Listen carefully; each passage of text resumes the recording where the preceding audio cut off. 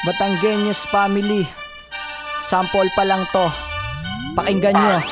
Nagsulputan na naman ang mga bobong ulupong, gumawa ng banat at mga bitaw na malandong. Ang mga animal na to, na ang letra ay babaho, para kayong gusali na sabay-sabay guguho. Akala nyo siguro na kayo'y makakaahon, sa inyong pagkadapa di na kayo makakabangon. Para lang kayong plema na aking dinudura, susuriin ko ulit ang inyong utak na sira. Kayo'y mga walang gamot, na parang asong ulul, mga alalay mong banot. Titigil na sa pagkahul pagkat hindi mo kaya tol. Pag ako ang bumitaw, nagngangalang Mr. C na ang mukha daw ay pinkaw.